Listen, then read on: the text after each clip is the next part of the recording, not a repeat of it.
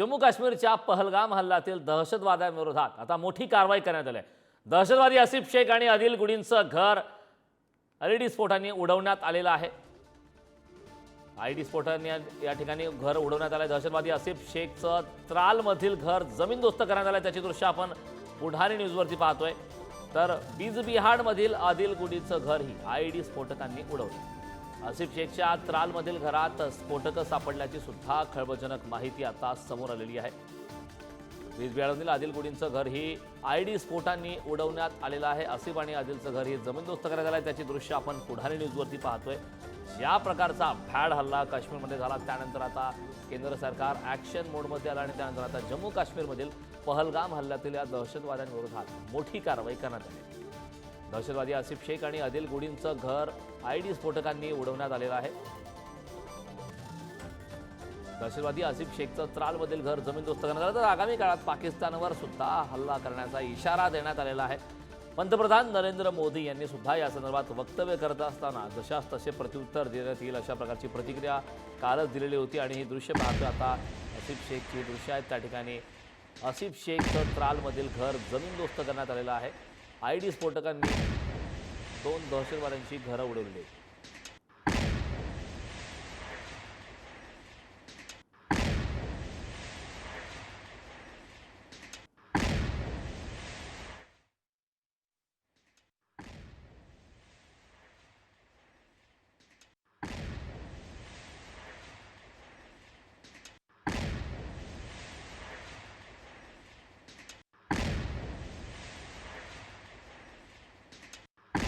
त्यांची घरं उडवण्यात आलेली आहेत। या ठिकाणी आता धडाक्यांचा कारवाई पाहायला मिळतो। या संदर्भात चर्चा करण्यासाठी आपल्यासोबत लेफ्टनंट कर्नल सतीश ढगे निवृत्त लष्कर अधिकारी जोडलेले। सतीशजी, पुढारी न्यूजमध्ये आपलं स्वागत आहे।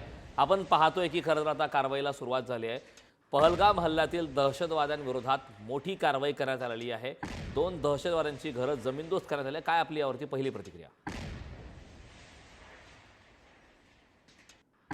आणि आतापर्यंतचे जे आपल्याला इनपुट्स मिळालेले आहेत त्याच्यानुसार घरभेदी म्हणजे थोडक्यात जम्मू काश्मीर मधल्याच काही युवकांचा, काही दहशतवाद्यांचा त्यामध्ये समावेश आहे। आणि जी नावं आपल्या समोर येत आहेत, आसिफ शेख सारखा असेल किंवा आदिल गुरी सारखा दहशतवादी, हे सुद्धा यामध्ये सामील होते आणि त्यांची स्केच जे आहेत ते रिलीज केलेले आहेत। आता सिक्युरिटी फोर्सेस जे आहेत कोम्बिंग ऑपरेशन करतायत। त्याचबरोबर ओव्हरऑल जम्मू आणि काश्मीरमध्ये सिक्युरिटी फोर्सेस हे हाय अलर्ट मोडवर आहेत। आणि यावेळेस चेकिंग करताना एका घरामध्ये जे घर आसिफ शेखचं आहे त्या ठिकाणी काही स्फोटक मटेरियल त्याचबरोबर काही वायर हे घरातून बाहेर निघताना त्या ठिकाणी दिसले। आणि तो सगळा धोका ओळखून सिक्युरिटी फोर्सेसने जे आहे तिथे ब्लास्ट केला, ते घर जे आहे ते पूर्ण उडवून दिलं। हा जो आहे सिक्युरिटी फोर्सेसनं दिलेला एक प्रकारचं हे एक्सप्लेनेशन त्या ठिकाणी आहे। पण इव्हन त्या ठिकाणचे एक्सप्लोजिव्ह असो नसो असे जे घरभेदी आहेत त्या घरभेद्यांना जे आहे आपण येणाऱ्या काळामध्ये शिक्षा त्या ठिकाणी देणारच आहोत। पण त्यांना ब्लास्ट केलं प्रकारे नक्कीच माझ्या मते सिक्युरिटी फोर्सेससाठी ही मोराल बुस्टिंग आहे। त्याचबरोबर सामान्य जनतेसाठी, भारतीयांसाठी सुद्धा जे आहे हे सगळं पाहून एक प्रकारे आनंदाची गोष्ट आपल्याला म्हणता येईल। कारण या परपेट्रेटर्सला, या दहशतवाद्यांना आपण शिक्षा देण्यासाठी अशा प्रकारची कारवाई आपण करतो, हे नक्कीच योग्य दिशेने आहे। योग्य दिशेने ही कारवाई सुरू आहे। मात्र आता आयडी स्फोटकांनी ही 2 घरं पूर्णपणे नेस्तनाभूत करण्यात आली आहेत। आगामी काळात याची कारवाईची काय स्वरूप असू शकतं? मोस्ट प्रायोरिटीवर कोम्बिंग ऑपरेशन त्या ठिकाणी चालू झालेलं आपल्याला स्पष्टपणे दिसतंय। आणि त्याच्या अनुषंगानं हे जे टेररिस्ट आहेत त्यांना अगोदर पकडणं आणि त्यांना न्यूट्रलाइज करणं हे सगळ्यात टॉप मोस्ट प्रायोरिटी आहे। कारण हे येणाऱ्या काळामध्ये ते हल्ले सुद्धा घडवू शकतात। दुसरी त्याहून महत्वाची गोष्ट, यांचे जे सपोर्टर्स आहेत ज्याला आपण OGW म्हणजे ओव्हरग्राऊंड वर्कर्स म्हणा किंवा स्लीपर सेल्स आहेत, ज्या जम्मू आणि काश्मीरमध्ये ऍक्टिव्ह आहेत, त्यांना सुद्धा ट्रेस करून त्यांना न्यूट्रलाइज करणं, त्यांना संपवणं हे अत्यंत महत्वाचं आहे। कारण हा फक्त एक पहलगामचा एक हल्ला नाही, ही जी तत्व आहेत ती संपूर्ण जम्मू काश्मीरमध्ये त्याचबरोबर भारतातल्या वेगवेगळ्या राज्यांमध्ये आहेत। त्यांना हुडकून काढणं आणि आत्ताच त्यांचा बंदोबस्त करणं हे आवश्यक आहे। और अदरवाईज येणाऱ्या काळामध्ये सुद्धा अशा प्रकारचे हल्ले तिथे होत राहतील। सतीशजी, यामध्ये एक महत्त्वाचा मुद्दा आहे। खरं तर गुप्तहेर यंत्रणेच्या माध्यमातून आता ही कारवाई करण्यात आली आहे। कारवाईचा धडाका सुरू आहे। पंतप्रधान नरेंद्र मोदी यांनी सुद्धा थेट काल इशारा दिला होता, सर्च ऑपरेशन सुरू आहे। मात्र ज्या प्रकारचे स्केच आले होते, फोटो सुद्धा 2 हाती लागले होते, त्या फोटोच्या आधारे काही तपास सुरू आहे का, किंवा त्या संदर्भात आगामी काळात काय कारवाई करणं शक्य होऊ शकतं? टॉपमोस्ट प्रायोरिटी या दहशतवाद्यांना हुडकून काढणं, त्यांना न्यूट्रलाइज करणं ही आहेच. आणि त्या अनुषंगानं ऑलरेडी जॉईंट ऍक्शन जी आहे ती फोर्सेसच्या माध्यमातून, म्हणजेच जम्मू काश्मीरमध्ये पहलगामच्या आसपास असणारी आर्मी असो, सीआरपीएफ असो, त्याचबरोबर लोकल पोलीस यांच्या जॉईंट टीमच्या द्वारे जे आहे हे कोम्बिंग ऑपरेशन चालू आहे. पण मुळातच पहलगाम आणि त्याच्या आसपासचा सगळा जो एरिया आहे, डोंगराळ एरिया आहे, प्रचंड प्रमाणामध्ये तिथे डेन्स फॉरेस्ट आहेत आणि हा जंगलाचा सगळा एरिया त्या ठिकाणी असल्यामुळे आणि अगोदरच ही प्री प्लॅन्ड पद्धतीनं हा अटॅक केल्यामुळे ते तिथे लपून बसले असतील. पण फार काळ ते लपून बसू शकणार नाहीत. ड्रोनच्या माध्यमातून, चॉपरच्या माध्यमातून आणि आपल्या या सगळ्या जॉईंट पेट्रोलिंगच्या माध्यमातून नक्कीच त्यांना आपण हुडकून काढणार आहोत आणि त्यांना त्या ठिकाणी न्यूट्रलाइज करण्याचा प्रयत्न त्या ठिकाणी करणार आहोत आणि हे नक्कीच येणाऱ्या काही काळात होईल. दुसरी महत्वाची गोष्ट, स्पष्टपणे भारतानं, प्रधानमंत्री नरेंद्र मोदीनं स्पष्टपणे त्या ठिकाणी सांगितलेलं आहे की तुम्ही जगाच्या कुठल्याही कोपऱ्यामध्ये त्या ठिकाणी असा, आम्ही तुम्हाला हुडकून काढू, आम्ही तुम्हाला म्हणजे अगोदर आयडेंटिफाय करू, आम्ही तुम्हाला ट्रेस करू आणि आम्ही तुम्हाला जे आहे पनिश करू. आणि हे फक्त हे 4-6 अतिरेकीच नाही, त्यांचे जे आका आहेत, म्हणजे थोडक्यात या दहशतवादी संस्थांचे, दहशतवादी संघटनांचे जे कमांडर्स आहेत ते कुठेही लपलेले असो, ते पाकिस्तानमध्ये असो, ते GHQ कराचीमध्ये असो, रावलपिंडीमध्ये त्या ठिकाणी असो, जगाच्या कुठल्याही कोपऱ्यामध्ये असो, त्यांना आम्ही हुडकून काढू आणि त्यांना आम्ही पनिश करू. इतकं स्ट्रिक्ट धोरण हे येणाऱ्या काळामध्ये आपल्याला पाहायला मिळेल. आणि त्यासाठी मिलिटरी कारवाईची गरज जर असेल, त्यासाठी LOC क्रॉस करून जर आम्हाला पाक व्यक्त काश्मीरमध्ये, पाकिस्तानमध्ये जायची गरज असेल तर तिथे जाऊन सुद्धा आम्ही कारवाई करू. अशा प्रकारचा स्पष्ट संदेशच एक प्रकारे भारतातर्फे भारताच्या प्रधानमंत्र्यांनी कालच्या भाषणामध्ये दिलेला आहे. आणि त्याच्याच अनुषंगानं कमीत कमी भारतामध्ये असलेले जे गरबेदी आहेत, हे जे दहशतवादी आहेत, त्यांच्यावर अशा प्रकारची कारवाई होणं आवश्यक आहे आणि त्या अनुषंगाने हे पाऊल उचललेलं आहे. सतीजी, नक्कीच. मात्र यामध्ये एक महत्त्वाचा मुद्दा हा सुद्धा आहे की खरं तर निष्पाप पर्यटकांचा त्या ठिकाणी बळी गेलाय. बऱ्याच ठिकाणी आता केंद्र सरकारवरती सुद्धा जोरदार टीका सुरू आहे. इतकं मोठं पर्यटन क्षेत्र ज्या ठिकाणी केवळ भारतातूनच नव्हे तर जगभरातून पर्यटक त्या ठिकाणी येत असतात, मात्र त्या ठिकाणी पोलीस यंत्रणा कमी पडली अशा प्रकारची सुद्धा चर्चा. यामध्ये कितपत तथ्य असं आपल्याला वाटतंय? 100% तथ्य आहे. कारण कुठेतरी आपण कमी पडलो म्हणूनच एवढा मोठा हल्ला त्या ठिकाणी झाला. आणि जसं तुम्ही सुरुवातीलाच त्याच्यात सांगितलं की मुळात जे आहे मार्च एप्रिल महिन्यामध्ये, या समर मंथ्स मध्ये मोठ्या प्रमाणावर जम्मू काश्मीरमध्ये पर्यटकांचा लोंढा असतो.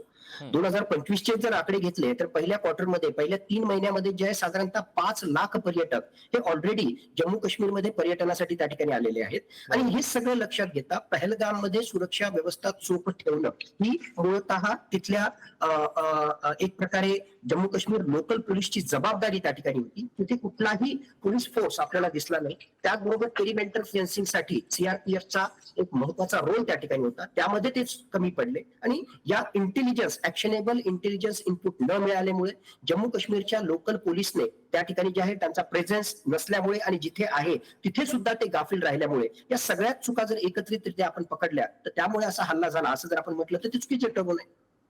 अगदी. सतीशजी, खरं तर आपण पाहिलं की हा हल्ला झाला, इतका भॅड पद्धतीनं हा पर्यटकांवरती हल्ला झाला. मात्र या हल्ल्याचा कट रावळपिंडीमधून रचण्यात आला अशी सुद्धा माहिती मिळाली. त्याबाबत पुढे काही माहिती अधिकची मिळाली का?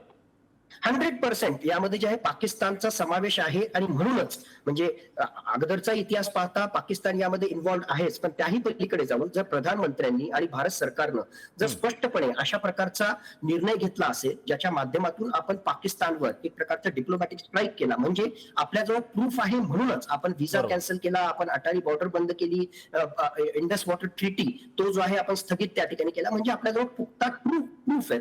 आणि आतापर्यंत जी माहिती आपल्या समोर येते त्याच्यानुसार पाकिस्तानमध्ये जे आहेत हे कम्युनिकेशन होतं, या टेररिस्टची जे कम्युनिकेशन होत होतं ऍपच्या माध्यमातून, इनक्रिप्टेड कम्युनिकेशनच्या माध्यमातून, ती लिंक सुद्धा आपल्याला त्या ठिकाणी सापडलेली आहे. आणि ती लिंकच मोडून काढावी म्हणून लगेच LETच्या अतिरेक्यांनी तिथल्या अतिरेक्यांची घरं उडवली, अशा प्रकारची सुद्धा जे आहे, सो दॅट ती लिंक तिथपर्यंत ट्रेस होऊ नये, अशा सुद्धा बातम्या आपल्याला त्या ठिकाणी येत आहेत. त्याच्या सोबतीला जर आपण पाहिलं तर M4 कार्बाईन गन्स असतील किंवा वेगवेगळ्या प्रकारचे लेटेस्ट हत्यार जे या टेररिस्टकडे अफगाणिस्तान मधून त्या ठिकाणी आलेले असतील, अशा प्रकारचे सुद्धा इनपुट मिळत आहेत. यांना जे आहे तगडी ट्रेनिंग पाकिस्तानच्या टेररिस्ट ट्रेनिंग कॅम्प्स मधून मिळालेली आहे. या सगळ्या गोष्टी एकत्रित जोडल्या तर पाकिस्तानचा यामध्ये सरळ सरळ हात आहेच. आणि त्या अनुषंगानेच भारताने जे आहे अशा प्रकारचे त्यांच्या विरुद्ध आरोप केले, फक्त आरोप केले नाही तर आपण जे आहे तगडी ऍक्शन घ्यायला सुद्धा सुरुवात केलेली आहे. अगदी. सतीशजी, खरं तर आपण पाहिलं की जगभरातून या संदर्भात, या घटनेसंदर्भात निषेध व्यक्त करण्यात आला. संतापाची लाट देशात तर उसळलीच, मात्र जगभरातून अनेक देशातून भारताला या संदर्भात पाठिंबा देण्यात आला. अगदी अमेरिका असतील, इतर देश असतील.